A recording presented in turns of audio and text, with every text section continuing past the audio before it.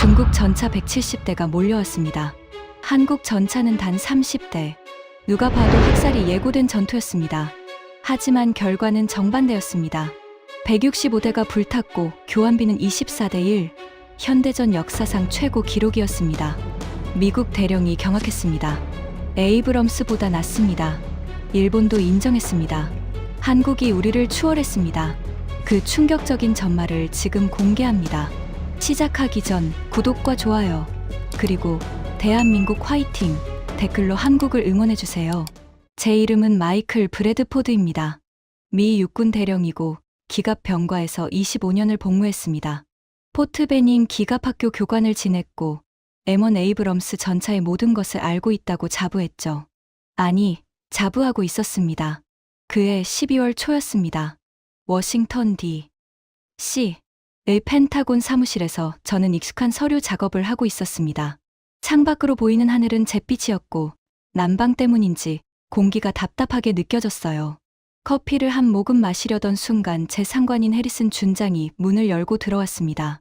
문 여는 소리가 유난히 크게 들렸습니다. 브래드포드 대령. 예, 장군님. 동남아 상황 알고 있나? 저는 고개를 끄덕였습니다. 태국과 캄보디아 국경에서 벌어지고 있는 분쟁 이야기였죠.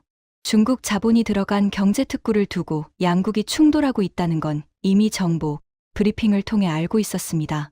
태국 정부가 군사 고문단 파견을 요청했네. 자네가 적임자야. 저요? 25년 경력의 기갑전 전문가. 태국군에게 자문이 필요하다고 하네. 저는 잠시 뜸을 들였습니다. 동남아시아. 정글. 습한 공기와 끈적이는 땀. 솔직히 별로 가고 싶지 않았습니다. 하지만 군인은 명령에 따르는 법이죠. 알겠습니다, 장군님. 해리슨 준장이 고개를 끄덕이며 덧붙였습니다. 아, 그리고 한 가지 더. 한국군 교관단도 파견된다고 하네. 한국군이요? 태국이 K2 흑표를 도입하기로 했거든. 한국에서 교관단이 와서 운용 교육을 한다더군. 저는 눈살을 찌푸렸습니다. K2 흑표. 한국이 만든 전차라는 건 알고 있었습니다. 폴란드에 수출됐다는 뉴스도 봤고요. 하지만 그게 전부였습니다. 저에게 한국은 반도체와 스마트폰을 만드는 나라였지, 전차를 만드는 나라가 아니었거든요. 장군님, 태국의 에이브럼스를 지원하는 건 어떻습니까? 그건 시간이 너무 오래 걸려. 태국은 당장 전력이 필요하다네. 하지만 K2는 실전 경험이 전무합니다. 카탈로그 스펙만 좋은 전차예요. 해리슨 준장이 어깨를 으쓱했습니다. 태국의 선택이야. 우리는 자문만 하면 돼. 출발은 모레일세. 장군님이 나가자 저는 의자 등받이에 깊이 몸을 기댔습니다. 한숨이 저절로 나왔어요. 한국 전차라. 솔직히 기분이 좋지 않았습니다. 아버지. 저는 자연스럽게 아버지 생각이 났습니다. 1991년 2월. 저는 16살이었습니다. 그날도 평범한 하루였어요. 학교에서 돌아와 거실 소파에 앉아 TV를 보고 있었죠. 화면에는 CNN 속보가 흘러나오고 있었습니다. 걸프전 이야기였어요. 그때 초인종이 울렸습니다. 문을 열자 정복을 입은 군인 2명이 서 있었습니다. 그들의 표정이 너무나 굳어 있어서 저는 순간 숨을 멈췄습니다. 브래드포드 대위의 가족이십니까? 아버지. 제 아버지 제임스 브래드포드 대위는 M1 에이브럼스 전차장이었습니다. 걸프전 사막의 폭풍 작전에 참전해 이라크군 T-72 전차 7대를 격파했죠. 그날도 아버지는 선두에서 적진을 향해 돌격하고 있었습니다. 하지만 8번째 전투에서 이라크군의 집중 포화를 맞았습니다. 아버지가 탄 에이브럼스는 끝까지 싸웠습니다. 피격당하면서도 적 전차 2대를 더 격파했죠. 하지만 결국 엔진실에 화재가 발생했고 아버지는 부하들을 먼저 탈출시킨 뒤 본인은 빠져나오지 못했습니다. 영웅적인 전사였습니다. 장례식 날 저는 울지 않았습니다. 대신관 위에 놓인 아버지의 군모를 바라보며 속으로 다짐했죠. 나도 전차장이 되겠다. 아버지처럼. 그리고 에이브럼스를 타겠다. 아버지가 목숨 바친 그 전차를. 웨스트 포인트에 입학했습니다. 기갑 병과를 선택했고 졸업 후 곧바로 전차 소대장으로 임관했죠. 이라크전에도 참전했습니다. 아버지가 싸웠던 그 사막에서 저도 에이브럼스를 몰았어요. M1A2 에이브럼스. 세계 최강의 전차. 저는 그렇게 믿었습니다. 아니, 그게 사실이었습니다. 걸프전에서 에이브럼스는 이라크군 전차 수백 대를 격파하며 단 한 대도 적 전차에 격파당하지 않았거든요. 25년간 저는 에이브럼스와 함께했습니다. 교관이 되어서는 수백 명의 전차병을 양성했고 그들에게 항상 같은 말을 했습니다. 에이브럼스는 세계 최고의 전차다. 자부심을 가져라. 그 믿음은 단 한 번도 흔들린 적이 없었습니다. 그래서 한국 전차라는 말에 기분이 좋지 않았던 겁니다. 에이브럼스를 두고 왜 한국 전차를 사느냐고요. 이틀 후 저는 방콕행 비행기에 몸을 실었습니다. 비행기 안에서 저는 K2에 관한 자료를 훑어봤습니다. 펜타곤에서 준비해준 브리핑 자료였죠. 120mm 에로15 활강포, 독일 라인메탈제, 1500마력 디젤 엔진, MTU제, 최고 속도 시속 70km, 능동형 현가장치, 자동 변속기, 숫자만 보면 나쁘지 않았습니다. 오히려 에이브럼스와 비교해도 손색 없는 스펙이었죠. 하지만 저는 코웃음을 쳤습니다. 스펙이 좋으면 뭐합니까? 실전에서 증명되지 않으면 의미가 없어요. 에이브럼스는 걸프전, 이라크전, 수십 년의 실전에서 검증됐습니다. 그에 비해 K2는 어떻습니까? 2014년에 실전 배치됐지만 단 한 번도 실전을 치른 적이 없었습니다. 카탈로그 전차. 저는 속으로 그렇게 불렀습니다. 종이 위에서만 강한 전차. 태국이 왜 이런 선택을 했는지 이해할 수 없었습니다. 정치적인 이유였을까요? 가격 때문이었을까요? 어쨌든 저는 불만이 가득한 채로 방콕에 도착했습니다. 방콕의 공기는 끈적거렸습니다. 비행기에서 내리자마자 습한 열기가 온몸을 감쌌습니다. 12월인데도 기온이 30도를 넘었어요. 미국에서 입고 온 재킷이 순식간에 땀으로 젖었습니다. 공항에는 태국군 장교가 마중 나와 있었습니다. 브래드포드 대령님이시죠? 저는 위랏 중령입니다. 반갑습니다. 악수를 나누며 저는 그의 얼굴을 살폈습니다. 지쳐 보였어요. 눈 밑에 다크서클이 짙게 내려앉아 있었고 광대뼈가 붉어져 나올 정도로 볼이 움푹 꺼져 있었습니다. 상황이 안 좋은 모양이군요. 위랏 중령이 씁쓸하게 웃었습니다. 전선이 무너지고 있습니다. 3일 전 첫 전투에서 참패했어요. 차를 타고 국방부로 향하는 동안 위랏 중령은 상황을 설명했습니다. 캄보디아 국경의 태자 단지. 중국 자본이 30억 달러를 투자해 만든 경제특구였죠. 표면적으로는 카지노와 리조트 단지였지만 실상은 달랐습니다. 위성사진 분석 결과 지하에 대규모 군사시설이 건설되어 있다는 정보가 있었어요. 태국 정부는 이를 묵과할 수 없었습니다. 군대를 보냈죠. 하지만 결과는 처참했습니다. 중국이 직접 개입했습니다. 위랏 중령의 목소리가 떨렸습니다. 99식 AE 전차 70대가 캄보디아로 넘어왔어요. 우리 VT사 전차 24대가 맞섰지만 15분 만에 19대가 격파당했습니다. 저는 인상을 찌푸렸습니다. VT사면 중국제 아닙니까? 그렇습니다. 2016년에 도입했죠. 중국제 전차로 중국 최신의 전차를 상대하려 했다는 겁니까? 위랏 중령이 고개를 떨궜습니다. 다른 선택지가 없었습니다. 국방부에 도착하자 분위기는 더욱 암울했습니다. 장성들의 얼굴에는 피로와 절망이 가득했고 회의실 곳곳에서 언성이 높아지는 소리가 들렸습니다. 저는 작전회의실로 안내받았습니다. 대형 스크린에는 전선 상황이 표시되어 있었고 지도 위에 빨간 점들이 태자 단지를 둘러싸고 있었습니다. 중국군의 위치였죠. 브래드포드 대령, 어서 오십시오. 태국군 육군 참모차장 프라윗 중장이 다가왔습니다. 그 역시 지쳐 보였지만 어깨를 곧게 펴고 있었습니다. 미국의 도움이 절실합니다. 저는 고개를 끄덕였습니다. 상황 브리핑을 부탁드립니다. 브리핑이 시작됐습니다.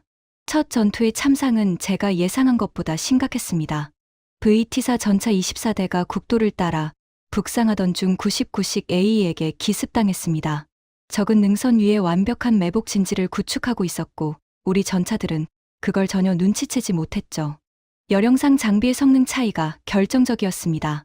99식 A는 6세대 열영상을 장착하고 있었지만 VT사는 5세대에 불과했어요. 안개 낀 새벽이었고 VT사 승무원들은 적의 위치를 파악하지 못한 채 일방적으로 얻어맞았습니다. 첫 발이 명중하자 선두 전차의 포탑이 하늘로 솟구쳤습니다. 125mm 날탄이 측면 장갑을 관통해 탄약고를 유폭시킨 겁니다.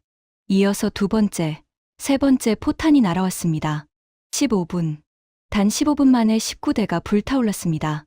나머지 5대는 간신히 후퇴했지만 그중 3대는 도주 중에도 피격당했습니다.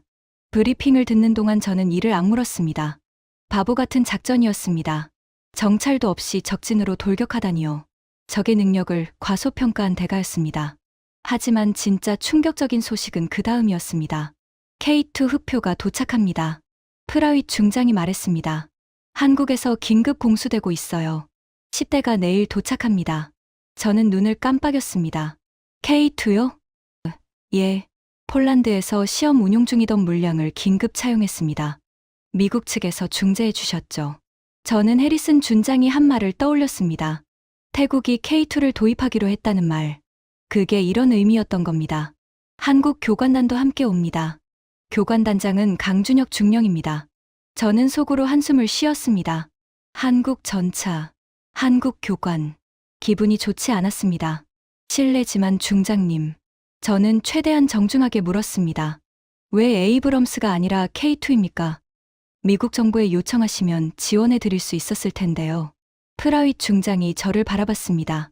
그의 눈에서 복잡한 감정이 스쳐 지나갔습니다. 시간입니다, 대령. 시간이요? 에이브럼스를 받으려면 최소 6개월이 걸립니다. 수송, 훈련, 정비 체계 구축까지 포함하면 1년이 넘을 수도 있어요. 하지만 K2는 3일 안에 실전 투입이 가능합니다. 한국이 그렇게 약속했어요. 하지만 K2는 실전 경험이 없습니다. 알고 있습니다. 폴란드가 산 건 정치적 결정이었어요. 러시아 견제용 메시지였죠. 진짜 성능이 좋으면 독일이 왜 안 샀겠습니까? 프라윗 중장이 어깨를 으쓱했습니다. 그건 두고 봐야죠. 하지만 지금 우리에겐 선택지가 없습니다. 중국 전차 70대가 코앞에 있어요. 뭐라도 해야 합니다. 저는 입을 다물었습니다. 뭐라고 더 말할 수 없었습니다.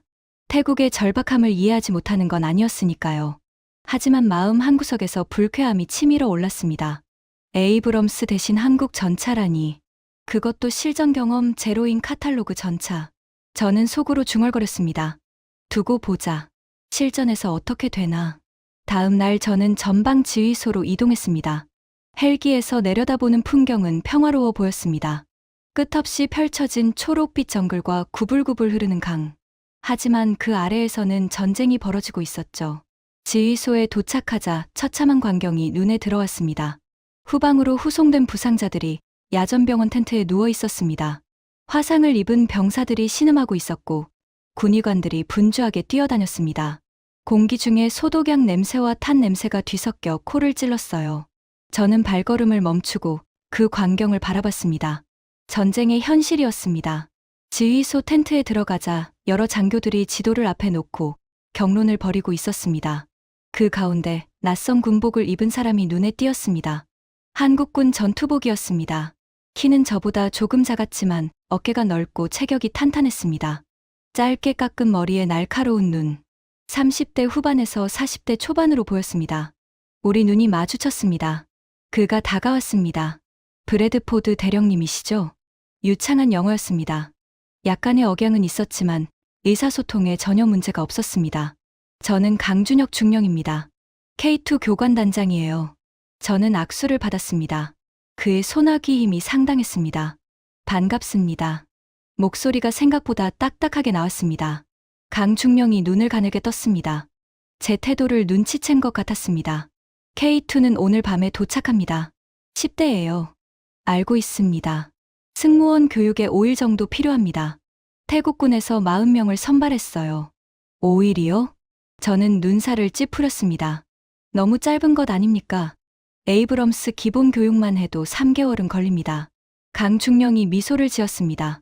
하지만 눈은 웃지 않았습니다. K2는 자동화 수준이 높습니다. 자동 변속기가 있어서 조종이 훨씬 쉬워요. 에이브럼스처럼 수동 변속할 필요가 없죠. 그의 말투에는 은근한 자부심이 묻어났습니다. 저는 콧방귀를 뀌었습니다. 자동화가 높으면 뭐합니까? 실전에서 고장나면 끝이에요. 에이브럼스는 단순해서 현장 정비가 가능합니다. K2는요?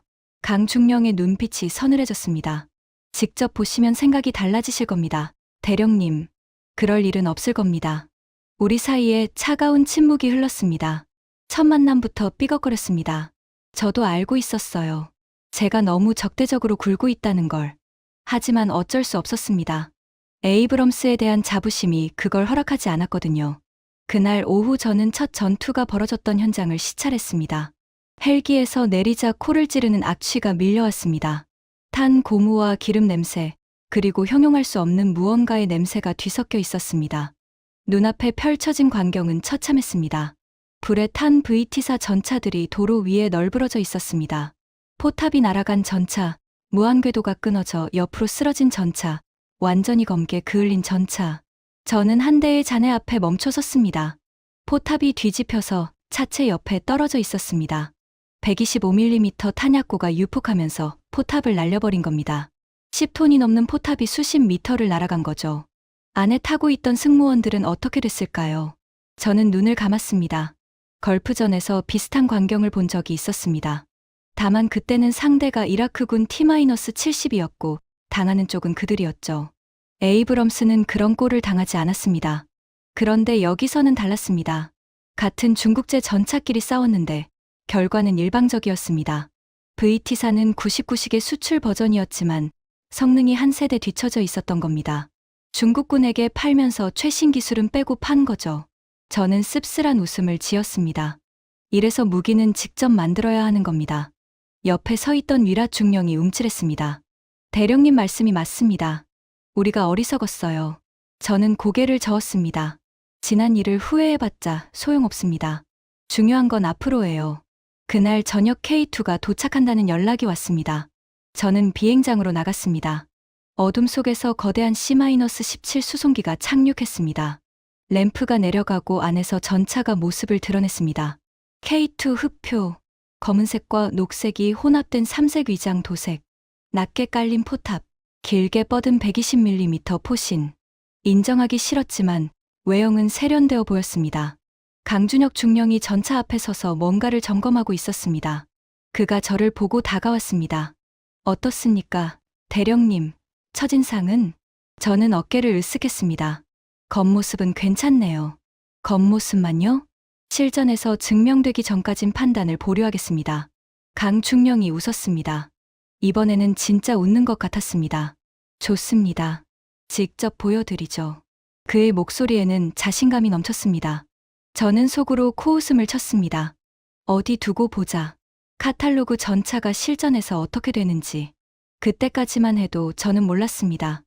2주 후에 제가 그 앞에서 무릎을 꿇게 될 줄은요. K2 흡표 10대가 도열해 있었습니다. 아침 햇살이 검은 도장 위로 쏟아 전차의 표면이 은은하게 빛났고 120mm 포신이 하늘을 향해 길게 뻗어 있었습니다. 태국군 병사들이 그 주위를 둘러싸고 감탄사를 연발했습니다. 저는 팔짱을 끼고 한 발짝 떨어져서 지켜봤습니다. 인정하기 싫었지만 외형은 훌륭했습니다. 에이브럼스보다 차체가 낮았고 포탑 형상도 피탄 면적을 최소화하도록 설계되어 있었습니다. 현대 전차 설계의 트렌드를 충실히 따르고 있었죠. 하지만 겉모습이 전부는 아닙니다. 강준혁 중령이 태국군 전차병들 앞에 섰습니다. 40명의 선발된 병사들이 일렬로 도열해 있었고 그들의 눈에는 긴장과 기대가 뒤섞여 있었습니다. 여러분, 지금부터 5일간 K2 흡표의 모든 것을 가르치겠습니다. 강중령의 목소리가 훈련장에 울려 퍼졌습니다. K2는 대한민국이 30년간 축적한 전차, 기술의 결정체입니다. 세계 최초의 자동 변속기 전차이고 능동형 현가장치를 장착한 유일한 양산 전차예요. 그가 전차 옆으로 걸어갔습니다. 에이브럼스나 레오파드2와 비교해도 손색 없습니다. 아니, 일부 영역에서는 더 뛰어나죠.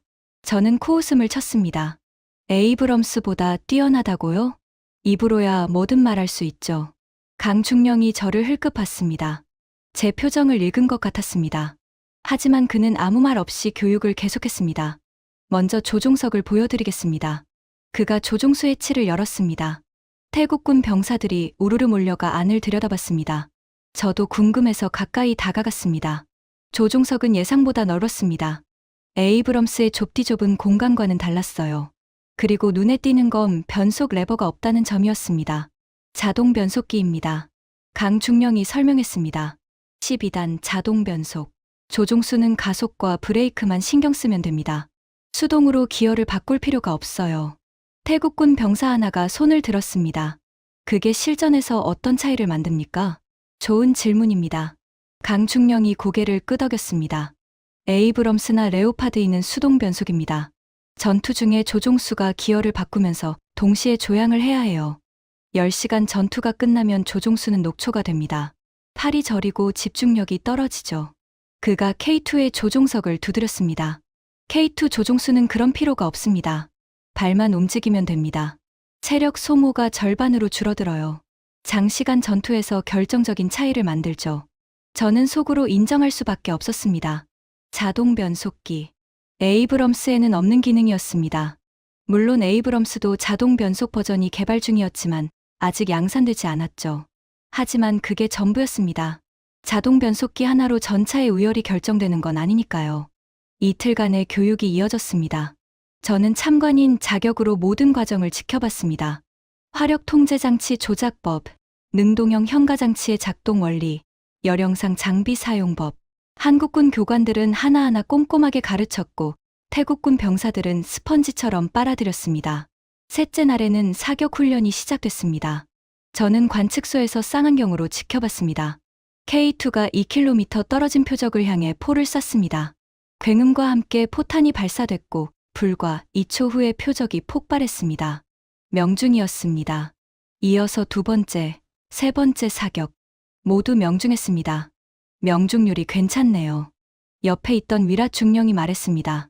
저는 어깨를 으쓱했습니다. 정지 상태에서 2km는 어떤 전차도 맞춥니다. 대단할 것 없어요. 그때 강준혁 중령의 목소리가 무전기로 들려왔습니다. 이동 사격 시작합니다. K2가 움직이기 시작했습니다. 시속 30km, 40km, 50km. 속도가 점점 올라갔습니다. 흙먼지가 피어올랐고 전차가 좌우로 흔들리며 질주했습니다. 그 상태에서 포탑이 회전했습니다. 쾅! 포탄이 발사됐습니다. 저는 쌍안경으로 표적을 확인했습니다. 명중이었습니다. 시속 50km로 달리면서 2km 떨어진 표적을 맞췄습니다. 뭐야, 저게? 저도 모르게 중얼거렸습니다. 에이브럼스도 이동 사격이 가능합니다. 하지만 시속 50km에서 저 정도 명중률을 내기는 쉽지 않았습니다. 보통은 속도를 줄이거나 순간적으로 멈춘 다음에 쏘죠. 그런데 K2는 감속 없이 그냥 쐈습니다. 그리고 맞췄습니다. 화력 통제 장치가 최신형입니다. 어느새 옆에 다가온 강중령이 말했습니다. 차체의 흔들림을 실시간으로 계산해서 포신을 자동 보정해요. 울퉁불퉁한 지형에서 전속력으로 달려도 조준점이 흐트러지지 않습니다. 저는 아무 말도 하지 않았습니다. 인정하기 싫었거든요. 하지만 가슴 한구석에서 뭔가가 꿈틀거렸습니다. 작은 균열 같은 것이 생기기 시작했습니다. 닷새간의 교육이 끝났습니다. 태국군 전차병 40명은 K2를 운용할 수 있는 기본 능력을 갖추게 됐습니다. 물론 완벽하지는 않았습니다. 베테랑 수준이 되려면 수개월의 추가 훈련이 필요했죠. 하지만 시간이 없었습니다. 전선에서 매일 교전이 벌어지고 있었고 중국군은 태자 단지 주변의 방어선을 강화하고 있었습니다. K2가 실전에 투입될 차례였습니다. 저는 여전히 회의적이었습니다. 훈련과 실전은 다릅니다. 표적지는 쏘지 않지만 적 전차는 쏩니다. 아무리 스펙이 좋아도 실전에서 검증되기 전까지는 믿을 수 없었습니다. 두고 보자. 저는 속으로 중얼거렸습니다. 실전에서 어떻게 되나. K2 전차 10대가 전선으로 이동했습니다. 저는 지휘소에서 무전을 모니터링하고 있었습니다. 대형 스크린에는 드론이 촬영한 실시간 영상이 떠 있었고 K2 부대의 위치가 지도 위에 표시되어 있었습니다. 목표는 794고지였습니다. 태자 단지 북쪽 12km 지점에 있는 작은 언덕이었죠. 정보에 따르면 이곳에 중국군 99식 AE 전차 14대가 주둔하고 있었습니다. 그들은 완벽한 방어 진지를 구축하고 태국군의 재공격을 기다리고 있었습니다. K2 부대는 2개 소대로 나뉘었습니다. 1소대는 손폰대위가 지휘했습니다. 태국군에서 가장 경험 많은 전차장 중 한 명이었죠. 그는 VT사 첫 전투에서 살아남은 생존자이기도 했습니다. 동료들을 잃은 그에게 이번 작전은 복수전이었습니다. 2소대는 강준혁 중령이 직접 탑승해서 지휘했습니다. 저는 눈살을 찌푸렸습니다. 교관이 직접 전투에 참여한다고요? 위험하지 않습니까? 프라윗 중장에게 물었습니다. 강중령은 한국군입니다. 이건 한국의 전쟁이 아니에요. 프라윗 중장이 고개를 저었습니다. 강중령 본인이 원했습니다. 자기 눈으로 직접 K2의 실전 성능을 확인하고 싶다고 했어요. 저는 입을 다물었습니다. 자기 눈으로 확인하겠다. 그 말에는 자신감이 담겨 있었습니다. K2가 실전에서도 제대로 작동할 거라는 확신. 과연 그럴까요? 새벽 3시. K2 부대가 794고지 남쪽 4km 지점에 도착했습니다. 전차들은 횡대로 전개했고 800m 간격으로 일렬로 늘어섰습니다. 드론 영상으로 보니 고지 위에 중국군 전차들의 실루엣이 희미하게 보였습니다.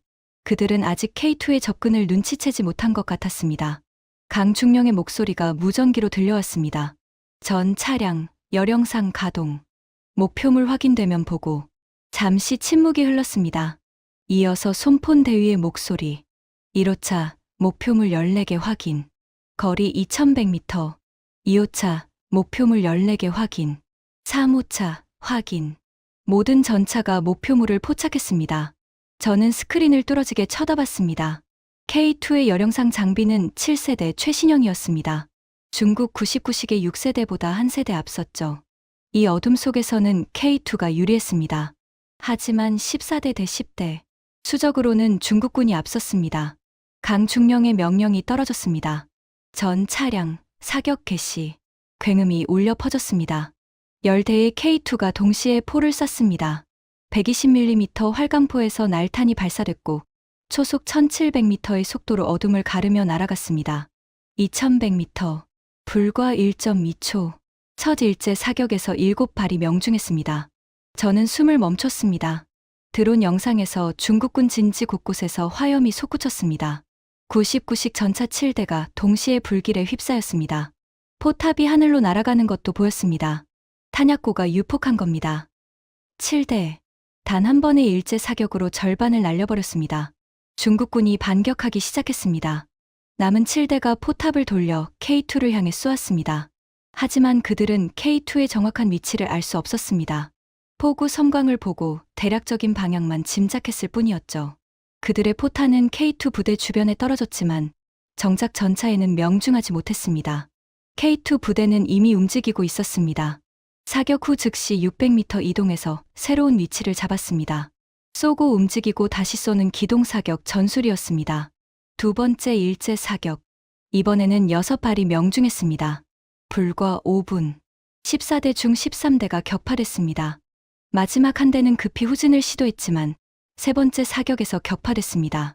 엔진실을 맞아 불이 났고 승무원들이 해치를 열고 뛰어나왔습니다. 작전 완료. 강중령의 목소리가 무전기로 들려왔습니다. 목표물 14개 전량 격파. 아군 피해 없음. 지휘소가 술렁거렸습니다. 14대 대 0대. 저는 믿을 수 없다는 표정으로 스크린을 바라봤습니다. 이게 가능해? 5분. 단 5분 만에 중국 최신의 전차 14대가 전멸했습니다. K2는 단 한 대도 피격당하지 않았습니다. 프라윗 중장이 환호성을 질렀습니다. 참모들이 서로 얼싸안았습니다. 지휘소 전체가 흥분의 도가니였습니다. 하지만 저는 기뻐할 수 없었습니다. 가슴이 답답했습니다. 이건 운이 좋았을 뿐이야. 저는 스스로에게 말했습니다. 야간전이었고 적이 방심했던 거야. 정면 대결에서는 다를 거야. 그렇게 믿고 싶었습니다. 그래야 했습니다. 저는 25년간 에이브럼스가 최고라고 믿어왔으니까요. 다음 날 아침 강준혁 중령이 작전회의에서 놀라운 제안을 했습니다. 도하 작전을 제안합니다. 지도 위에 파란색 선이 그어져 있었습니다. 태자단지 서쪽을 흐르는 메콩강 지류였습니다. 이 강을 건너서 서쪽에서 기습하면 적의 허를 찌를 수 있습니다. 저는 눈살을 찌푸렸습니다. 잠깐만요. 전차가 강을 건너겠다고요? 그렇습니다. 미쳤습니까? 저도 모르게 목소리가 높아졌습니다. 강폭이 200m입니다.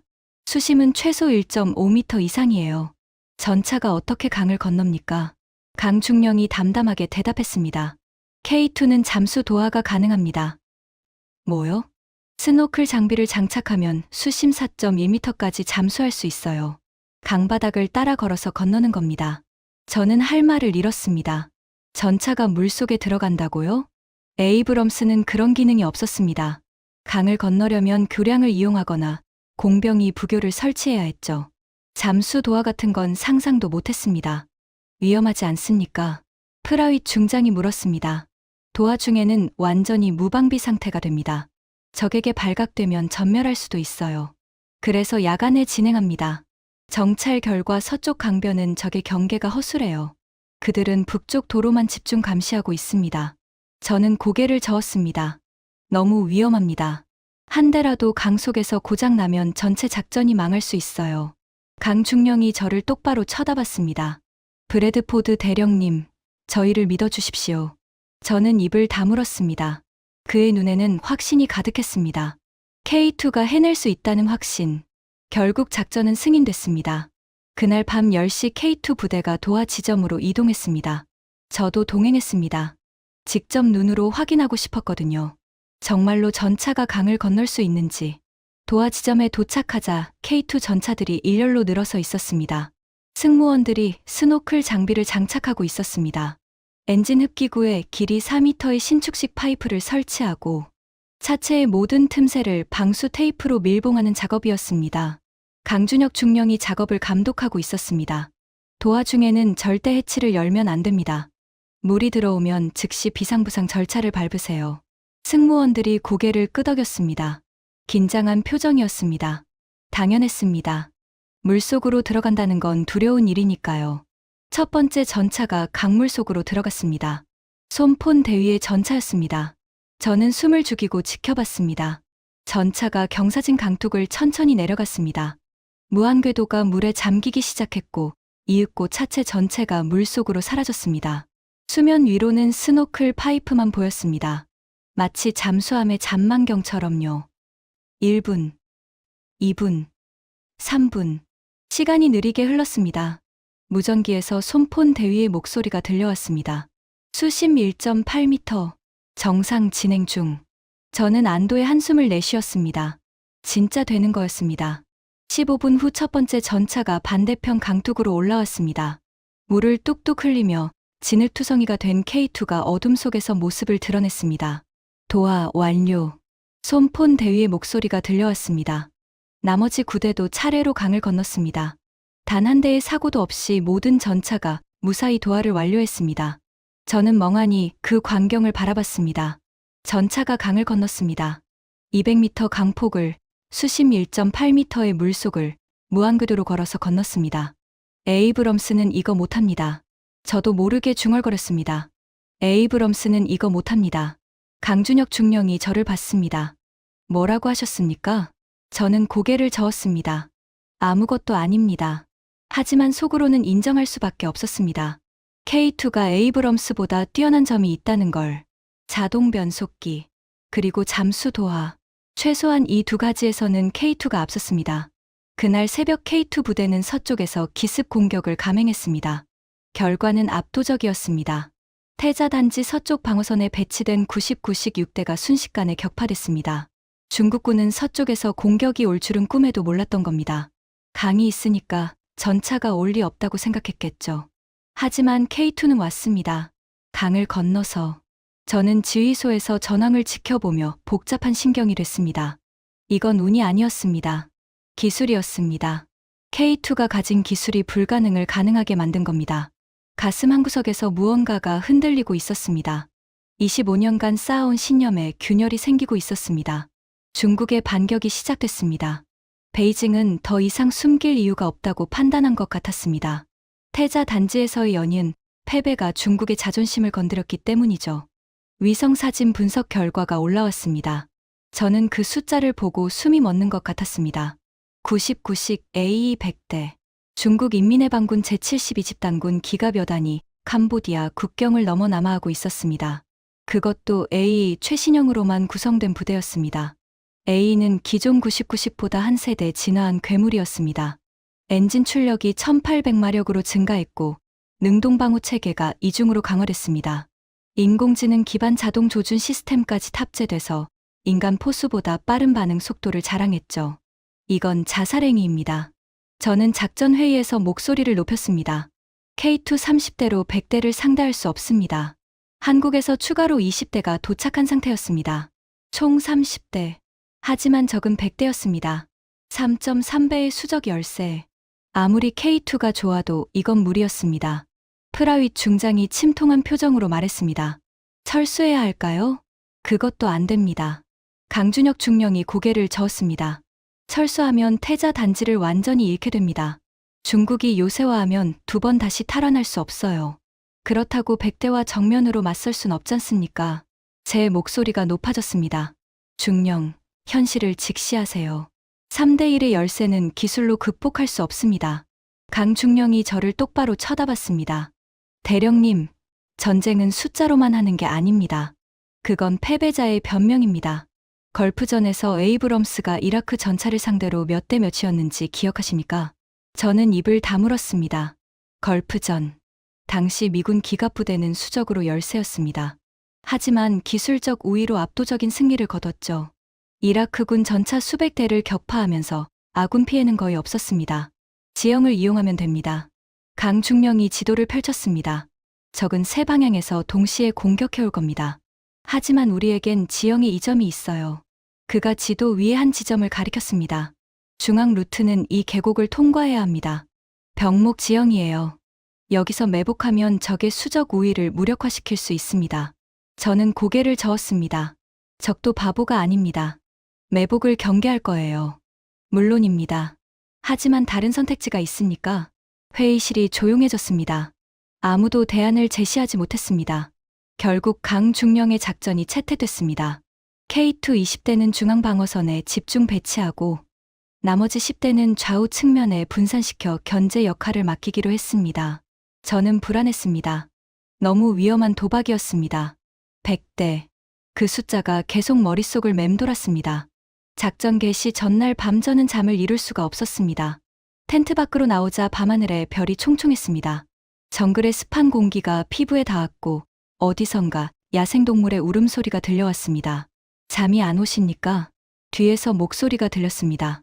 돌아보니 강준혁 중령이 서 있었습니다. 중령도요? 저도 마찬가지입니다. 그가 옆에 와서 섰습니다. 우리 둘은 한동안 말없이 밤하늘을 바라봤습니다. 무섭지 않습니까? 제가 먼저 입을 열었습니다. 100대입니다. 내일 많은 사람이 죽을 겁니다. 강중령이 고개를 끄덕였습니다. 무섭습니다. 하지만 물러설 수는 없어요. 왜요? K2 때문입니다. 그가 저를 봤습니다. 이 전차는 대한민국의 30년이 담긴 결과물입니다. 수많은 엔지니어들이 평생을 바쳐서 만들었어요. 저는 그 사람들에게 증명해야 합니다.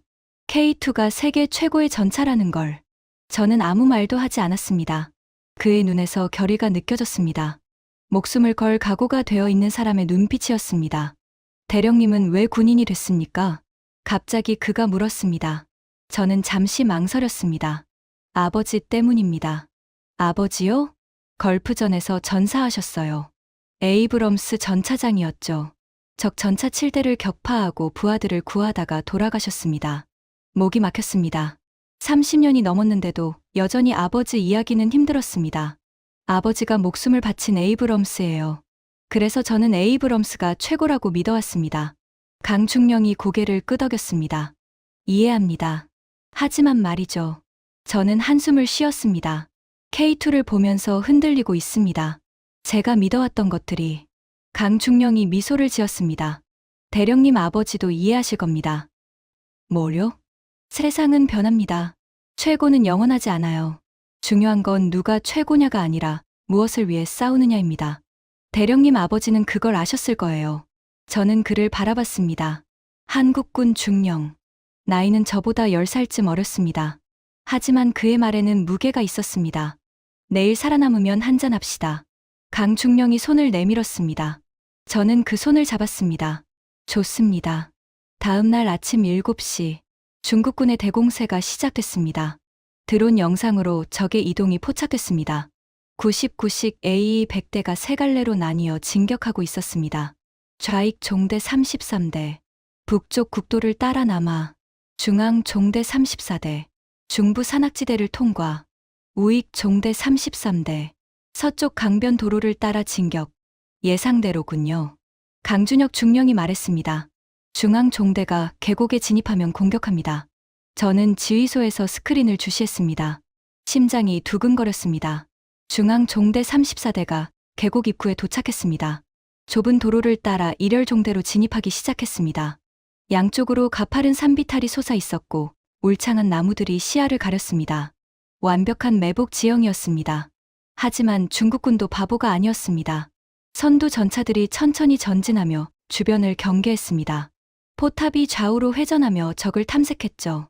7시 35분. 선두 전차가 지뢰를 밟았습니다. M19 대전차 지뢰가 폭발하며 무한궤도가 끊어졌습니다. 전차가 멈춰섰고 뒤따르던 전차들도 일제히 정지했습니다.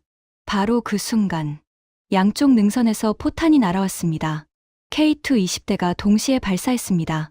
거리는 1800m. 고지에서 내려다보는 각도. 완벽한 사격 조건이었습니다. 첫 일제 사격에서 12대가 격파했습니다. 계곡 도로는 불타는 전차들로 가득 찼습니다. 검은 연기가 하늘로 치솟았고 폭발음이 연달아 울려 퍼졌습니다. 중국군 전차들은 진퇴양난에 빠졌습니다. 전진하면 매복에 걸리고 후퇴하려 해도 뒤가 막혀 있었습니다. 두 번째 일제 사격. 5대가 추가로 격파됐습니다. 중국군 종대장이 무전으로 고함을 질렀습니다. 계곡을 벗어나 산비탈로 우회해. 하지만 경사가 너무 가팔랐습니다. 전차 몇 대가 도로를 벗어나 숲속으로 진입하려 했지만 무한궤도가 젖은 흙을 헛돌며 미끄러졌습니다. 한 대는 균형을 잃고 옆으로 전복됐습니다. 세 번째 일제 사격, 네 번째, 다섯 번째, 30분. 단 30분 만에 중국군 중앙 종대 34대 중 29대가 격파됐습니다. 남은 5대는 간신히 후퇴에 성공했습니다. 하지만 그들도 이미 피격 흔적이 있었고 전투 능력을 크게 상실한 상태였습니다. 지휘소가 함성으로 가득 찼습니다. 저는 스크린을 멍하니 바라봤습니다. 34대 대 29대 격파. K2 피해는 0대. 이건 학살이었습니다. 가슴이 떨렸습니다. 손에 땀이 났습니다. 저는 걸프전에서 비슷한 광경을 본 적이 있었습니다. 에이브럼스가 이라크군 T-71을 일방적으로 격파하던 그 장면. 그때 저는 승리에 취해 환호했습니다. 하지만 지금은 달랐습니다. 그때 에이브럼스가 했던 일을 지금 K2가 하고 있었습니다. 아니, 더 잘하고 있었습니다. 아버지. 저도 모르게 중얼거렸습니다. 아버지가 살아계셨다면 이 광경을 보고 뭐라고 하셨을까요? 대령님, 괜찮으십니까? 누군가가 제 어깨를 잡았습니다. 돌아보니 위라 중령이었습니다. 얼굴이 창백해요. 아, 괜찮습니다. 저는 고개를 저었습니다. 하지만 괜찮지 않았습니다. 25년간 믿어왔던 모든 것이 무너지고 있었습니다. 전투는 계속됐습니다. 중앙 종대를 괴멸시킨 K2 부대는 즉시 북쪽으로 이동해 좌익 종대를 저지했습니다. 늪지대 유인 작전이 펼쳐졌습니다. K2 5대가 미끼가 되어 적을 유인했고 중국군 전차들은 숨겨진 늪지대로 돌진했습니다. 6대가 진흙에 빠져 움직일 수 없게 됐고 나머지는 K2의 협공에 당했습니다. 좌익 종대 33대 중 29대가 격파됐습니다. K2 피해는 1대. 측면을 공격당해 궤도가 끊겼지만 승무원은 전원 무사했습니다. K2의 복합장갑이 적탄을 막아낸 겁니다. 우익 종대도 마찬가지였습니다. 서쪽 평야에서 벌어진 정면 대결에서 K2 부대는 종신방어 전술을 구사했습니다. 3개의 방어선을 구축해 적을 3방향에서 동시에 공격했죠. 결과는 압도적이었습니다. 33대 중 31대가 격파됐습니다. K2 피해는 3대. 총합 99씩 A 100대 중 89대 격파. K2 30대 중 4대 손실. 교환비 22대 1점.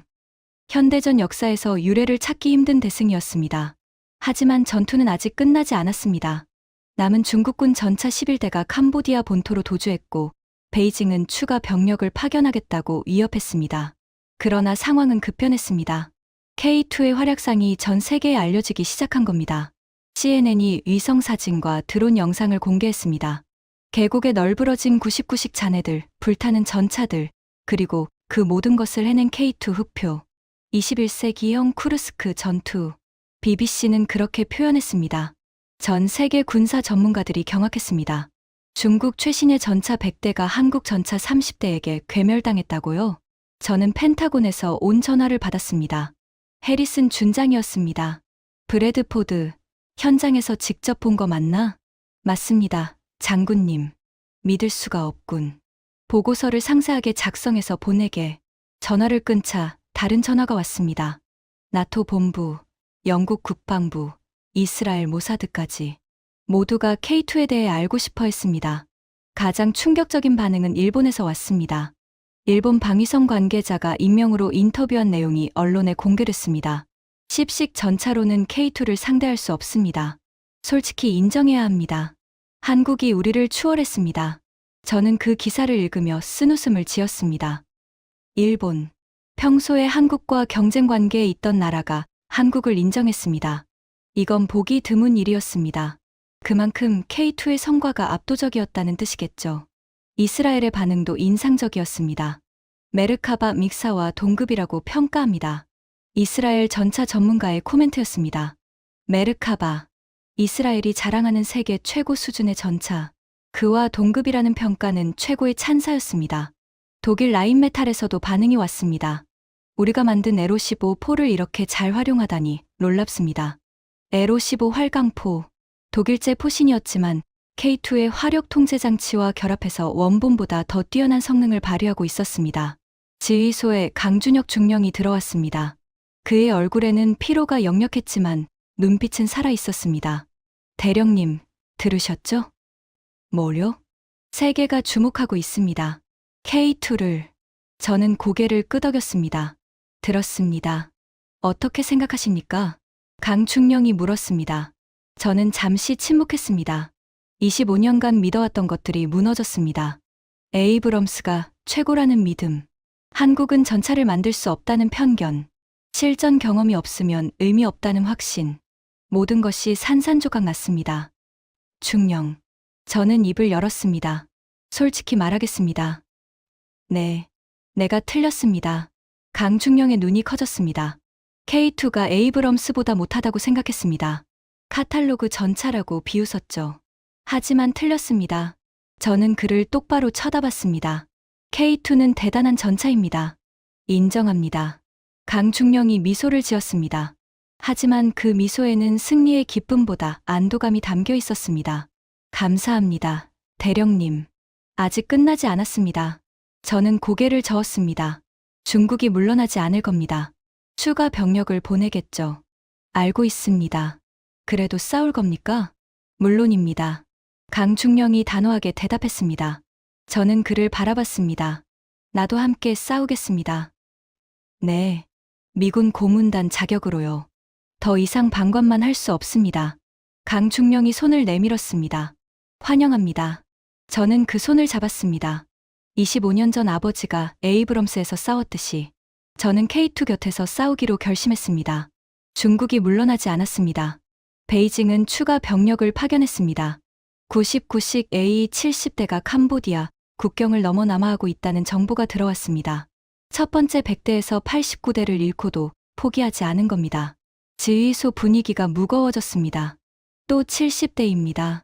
프라윗 중장이 지도를 내려다보며 한숨을 쉬었습니다. 합치면 170대를 상대한 셈이군요. 저는 고개를 끄덕였습니다. K2는 현재 26대가 작전 가능한 상태였습니다. 4대가 손상됐지만 그중 2대는 정비를 마치고 복귀했죠.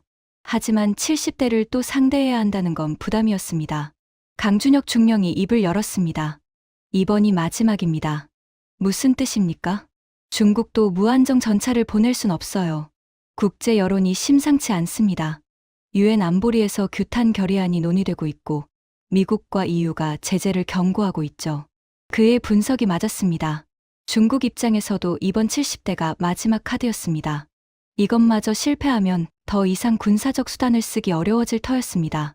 한 번만 더 이기면 됩니다. 강중령이 단호하게 말했습니다. 그러면 끝입니다.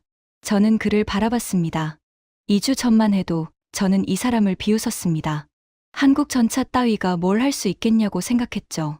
하지만 지금은 달랐습니다. 저는 그를 믿었습니다. 아니, K2를 믿었습니다. 이틀 후 중국군의 두 번째 대공세가 시작됐습니다. 이번에는 단일 루트였습니다. 70대 전체가 북쪽 국도를 따라 남아있습니다. 분산 공격이 실패했으니 집중 공격으로 전환한 겁니다. K2 부대는 532고지의 방어선을 구축했습니다. 저도 지휘소가 아닌 현장에 있었습니다. 강중령의 지휘 전차 바로 옆에 서서 전황을 지켜봤습니다. 오전 9시, 수평선 너머로 먼지구름이 피어올랐습니다. 쌍안경으로 보니 99식 A 전차들이 횡대로 전개하며 다가오고 있었습니다. 70대가 3km 너비로 펼쳐져 있었고 그 이용은 압도적이었습니다. 심장이 빨리 뛰었습니다. 손에 땀이 났습니다. 걸프전 이후 처음 느끼는 긴장감이었습니다. 거리 4,000m, 포수의 보고가 들렸습니다. 3,500m, 3,000m, 강중령이 명령을 내렸습니다. 전 차량, 사격 개시. 26대의 K2가 동시에 포를 쐈습니다. 굉음이 대지를 흔들었습니다. 첫 일제 사격에서 18발이 명중했습니다. 70대 중 18대가 순식간에 화염에 휩싸였습니다. 중국군이 반격했습니다. 52대가 동시에 포를 쐈습니다. 포탄이 비처럼 쏟아졌습니다. K2 진지 주변에 폭발이 일어났습니다. 흙과 돌이 튀어올랐고 충격파가 전차를 흔들었습니다. 한 대가 명중당했습니다. 포탑 측면을 맞았지만 복합장갑이 버텼습니다. 승무원들이 무사하다는 보고가 들려왔습니다. 두 번째 일제 사격, 15발이 명중했습니다. 중국군 전차가 37대로 줄었습니다. 그들은 계속 전진했습니다. 거리가 2,000m로 좁혀졌습니다. 이 거리에서는 양쪽 모두 명중률이 높아졌습니다. K2 한 대가 피격당했습니다. 이번에는 관통당했습니다. 포탑에서 검은 연기가 피어올랐고 해치가 열리며 승무원들이 탈출했습니다. 다행히 3명 모두 살아있었습니다. 하지만 전차는 잃었습니다.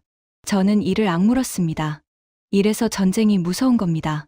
아무리 좋은 전차도 맞으면 부서집니다. 세 번째 일제 사격, 12발이 명중했습니다.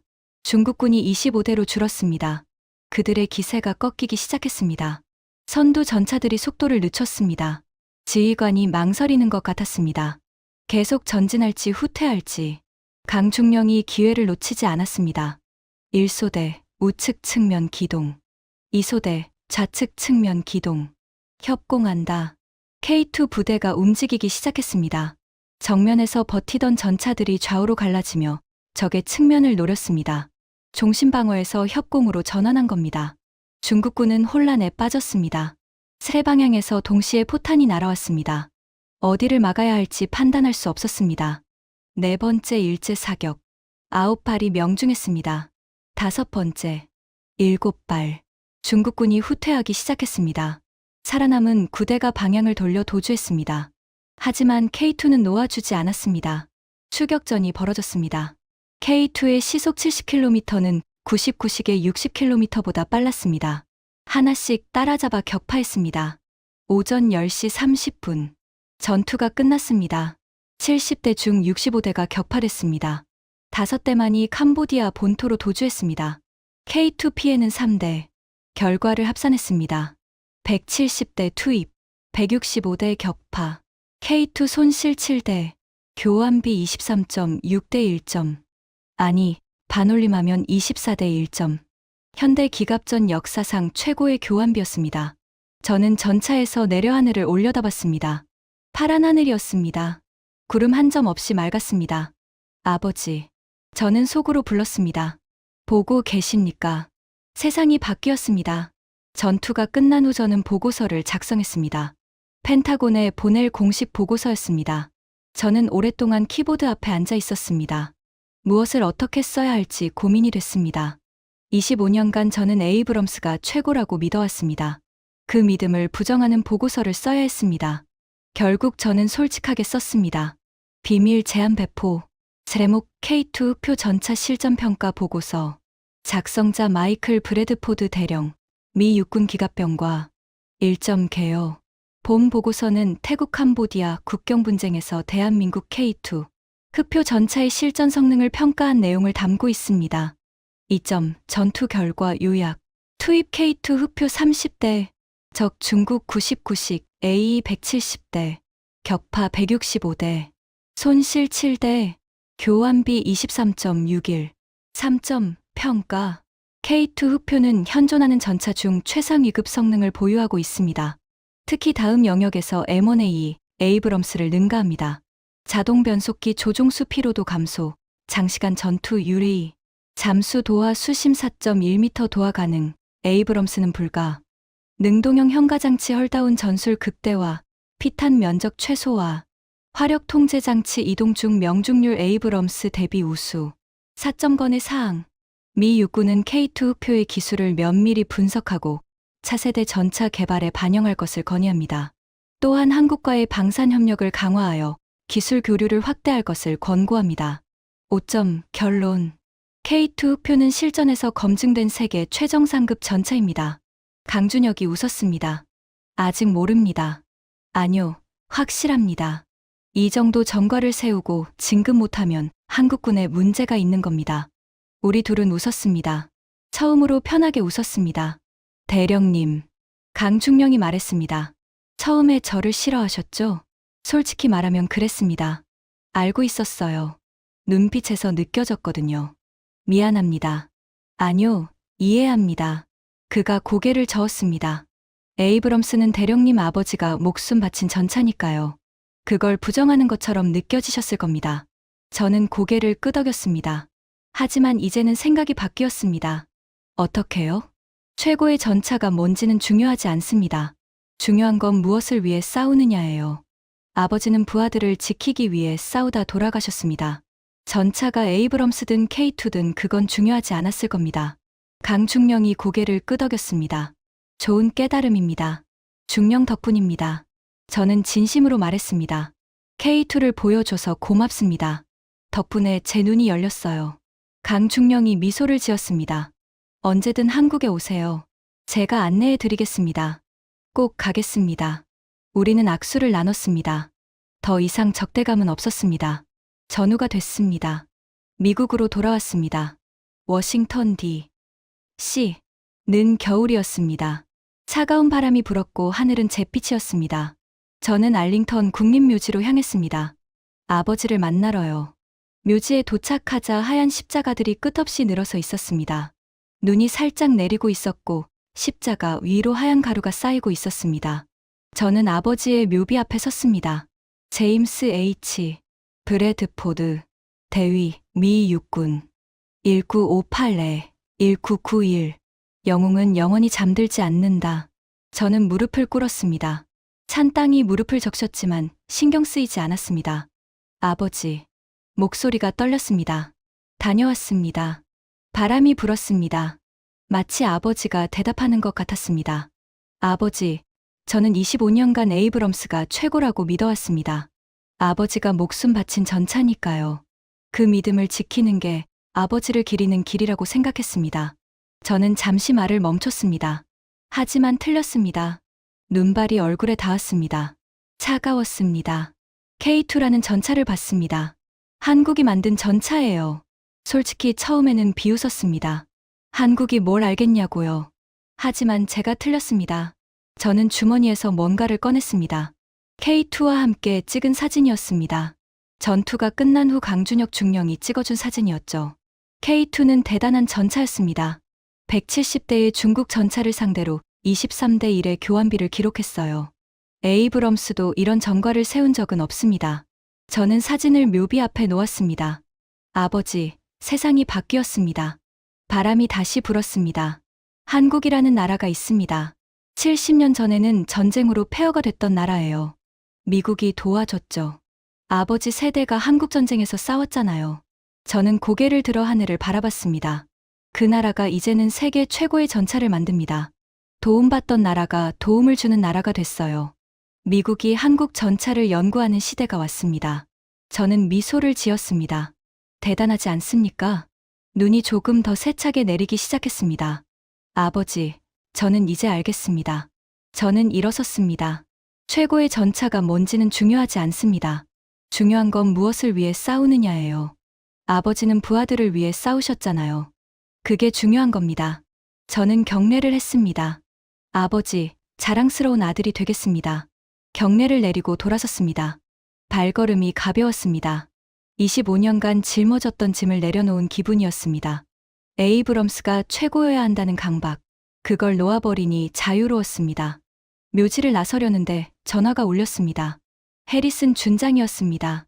브래드포드, 좋은 소식이 있네. 뭡니까? 장군님. 한미 방산협력 태스크포스가 신설됐어. 자네가 미국 측 책임자로 임명됐네. 저요?